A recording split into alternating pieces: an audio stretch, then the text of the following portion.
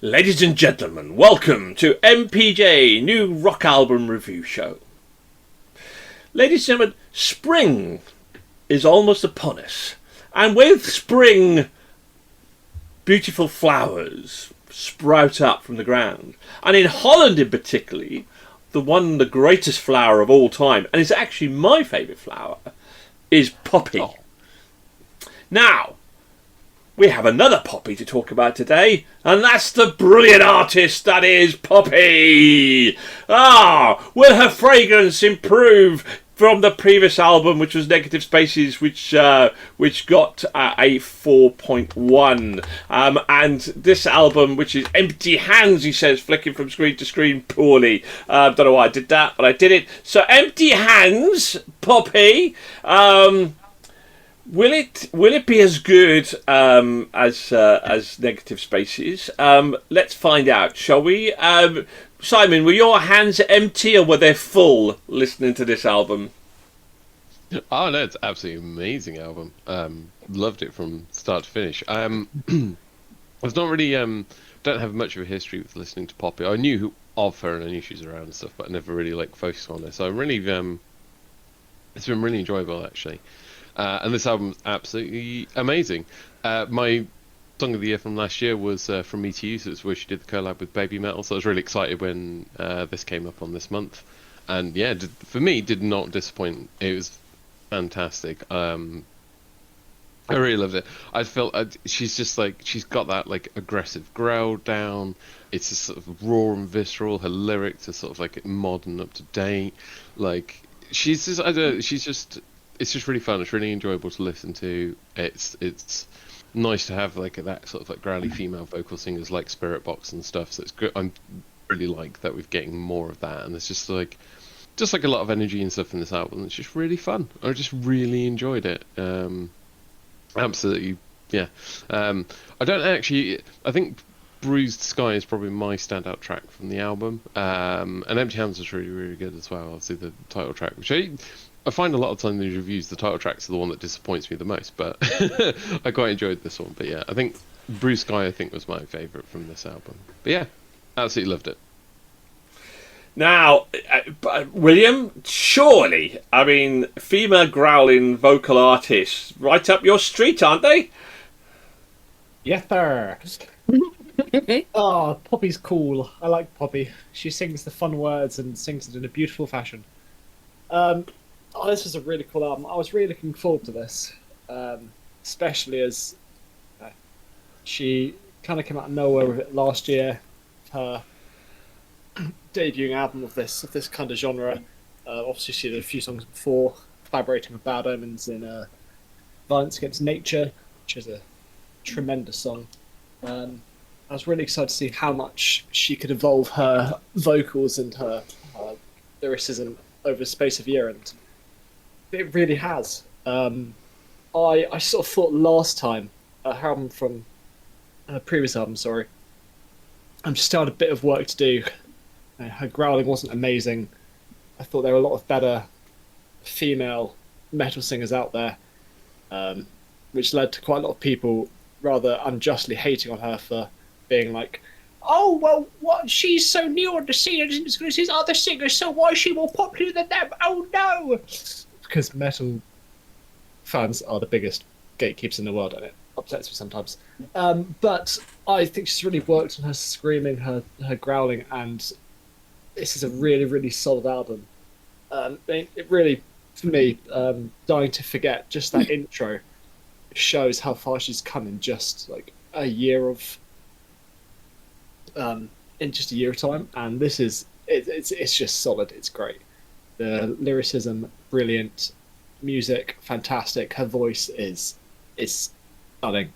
Clean vocals are beautiful. The aggressive vocals, man, it's a privilege to be hearing it.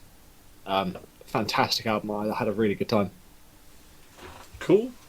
So Pete, that Poppy being the Dutch flower of choice, was Poppy the Dutch choice for music this month? When you started talking about absolute favorite flowers, my mind, of course, goes straight tulip, because the tulip is the master of flowers. Poppies. Well, yeah. Poppy suddenly burst onto the stage to me about a year ago. She started doing collabs with Knock Loose as well. The track with Knock Loose is absolutely slamming and really displayed her banshee shrieking voice, which is thoroughly enjoyable. And so is this album. I can't make heads or tails of the album cover though. Like, don't know what I'm looking at, but I'm supposed to be listening, not looking. So the listening is thoroughly enjoyable. Like this. She's got a great sound. It's a bit dreamy, a little bit mechanical or industrial even. And I think she's got a very powerful voice that just carries it all. A lot of short tracks on this album, which is kind of a formula, it appears. To me, Dying to Forget really stood out. I thought that was a really banger of a song. But yeah, that's pretty much all I got to say about it. Really enjoyed listening to this, and I'm hoping she'll continue to produce some more work like this. And do amazing collabs with Knock Loose, with Baby Metal, whatever. I forget she put out a song with Courtney LaPlante as well, so a while back, and the chick from Nightwish. I don't care about Nightwish, but yeah. What? Dutch symphonic metal? You don't care about Dutch symphonic metal? Crikey. No, Anyway. I don't care about Dutch symphonic. Have I never mentioned it? I don't Oh care no, about never. No, not my cup of tea. To everybody's cup of tea is Trish, of course. So, young Trish, Poppy, talk to me. Yeah, I mean, she's making it crystal clear that she's back and not quiet. Following from 2024's Negative Spaces, this album finds her stronger, bolder, and more fearless than ever. It's heavier and grittier, which I absolutely love. This is like full-on metalcore, pushing far beyond her previous work while still feeling unmistakably poppy. She leans hard into stretching her vocal range from soft, almost innocent melodies to gut-wrenching growls that hit with real force. The contrast shows just how much she's evolved as an artist. The standout track for me was Unravel. It perfectly showed the album's intensity. All the 13 tracks are packed into a tight 38 minutes, making it an easy, satisfying listen and one that begs for an immediate replay. Well, somebody that always begs for an immediate replay is Lauren, of course. So give us your review, just whack it on loop, and take it from there. Oh, I'm glad you think of me so highly. But yeah, so this album, good lord, is it good? Strap in, gang, because Lauren's going to go on one of her "oh my god, it's amazing" rants. So my first knowledge of Poppy really was because I'm from very much firmly within the generation where YouTube became a very big thing. And as I said in our original first review of her, the only thing I knew her from was her videos where she was that very creepy pasta vibe. She very much wanted to be like just a bit odd. Her content was very unsettling, whereas everyone else was very candy, colour-coded, sugary. This can get views. People were just starting to learn that they could monetize their content and stuff like that. And she sort of was like, oh, I'm going to prove you can do that, but by being really bloody weird. And it worked for a hot minute. It worked. And it was at the same time when you had artists like Melanie Martinez coming out, also doing that musically, and it sort of went hand in hand. Then she fell off my radar, and she came back on, thanks to the show, with her album before Negative Spaces. At the time, I gave that a 4.5 because I was like, it's very good. It's starting to sit in my wheelhouse, but much like Will said, it feels like it needs a bit of development. Some of the growls and stuff are very good, but you can physically hear where it is raw and sort of unnurtured in a way that makes the music itself sit uncomfortably rather than make you sort of go, oh, ooh, lovely. So then coming on to this album, I was really excited to see what she's been able to do within a year, because normally you'd see artists like this take considerably longer to put stuff out. And of course she has been dealing with the whole thing, having done festivals and things like that. Again, as Willa said, she's been dealing with a lot of gatekeepery sort of opinions around her and her style and what she does, especially from the whole angle of I don't get why she's doing it. She's this YouTube content creator, and now she's trying to be even edgier by being a metal singer and stuff like that. So I came into it desperately wanting her to have done amazing, and wow, has she. Wow, wow, wow. Within a year, she's managed to get heavier in places, but still refine it. It's got even more confidence layered into it. It's intense metalcore with some industrial sort of sounds, pop savvy tracks. Because the reality is, from doing online content, she knows what people will listen to, but she's still doing it with her own flavour. Standout track for me, I really liked, was Public Domain, because it sort of played into everything. Like, even with like her experience and her journey that she's been on, and the nature of social media and content creation now, the lyrics within it just sort of sat with me, and I was like, oh, that's excellent observational metal right there. That's absolutely superb. Like, even in the verse, like, a few key standout lines for me were like, I won't beg to differ, lie to get something bigger. What if there's nothing better than this? It's all in your condition. Like, signaling on to how people often get cancelled because they get caught out now, because they're like, oh, if I say this thing, I'll get views, and that gets me money. Which she then, in her pre-chorus, was like, can you bottle it? Will you sell it for food? Would you sleep with it? Tell me who's using who. Talking about that creator versus consumer pattern. And even down to like chorus, oh, I don't need to know you. I've seen you twice today. Like, oh, it's just so good. So good. Yeah, I'm really happy for her. This album is superb. I love the fact that she still kept it weird. And yeah, she's got some amazing, even further exciting potential. I just hope that, seeing the level of development she's done within the past year, I just don't want her to burn out. I really don't want her to burn out. That's my only concern, is with bands that do this well, and artists that start to do this well this fast, is you just hope they don't fizzle out and go down that route. But honestly, with some of the stuff she's laid out before, I'd like to think, I mean, it remains to be seen, I'd really like to think that she wouldn't do that. But yeah, overall for me, absolutely sensational. Absolutely adore it.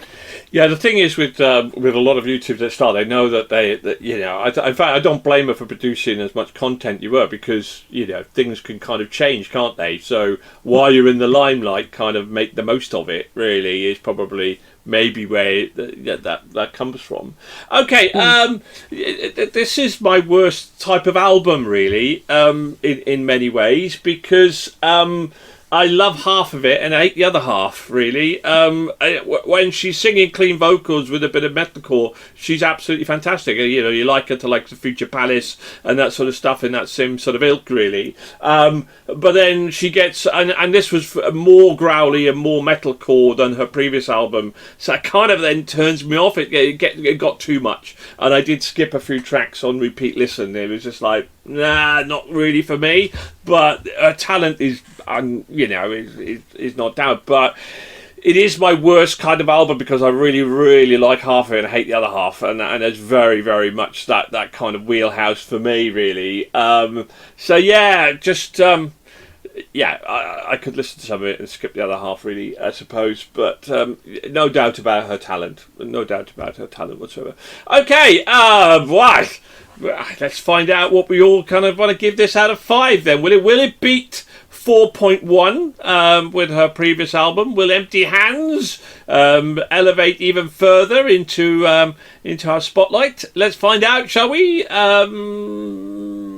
Simon. Oh, giving it the big old 5. Whoa! It's a 5 from Simon. That's a rare old treat, isn't it? Wow. Okay, William. Decisive 4. 4. Okay, and Pete. We're coming down. It was a good album with room to develop. I gave it a 3. A 3? I thought that would be more in your wheelhouse, mate. It is in my wheelhouse, but there's room for improvement still. Okay. Trish. I gave it a 4.5. Ooh, okay. Lauren.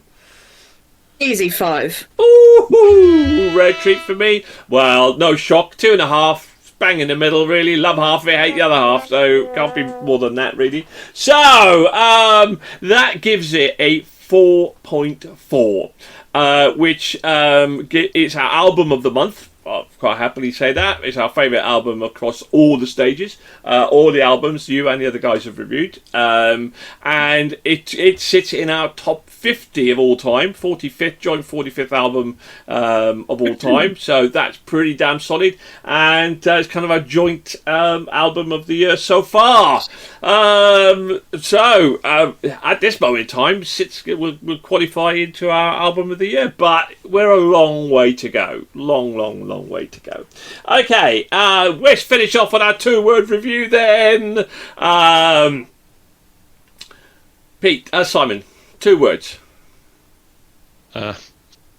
Happy hands. I don't know. Okay, William. Oh, delicious metalcore. Pete. Tulip substitute. Sorry, what substitute? Tulip substitute. Tulip substitute. And Trish. Glorious handful. Oof. Lauren. I'm behaving, okay? I'm being good. Metal Magic. Needs watering. Okie dokie. Right, what about your 2-word review? Leave your comments below. Thank you very much for listening. Thanks for putting up with us. Keep on rocking and keep safe. Goodbye from all of us. Bye.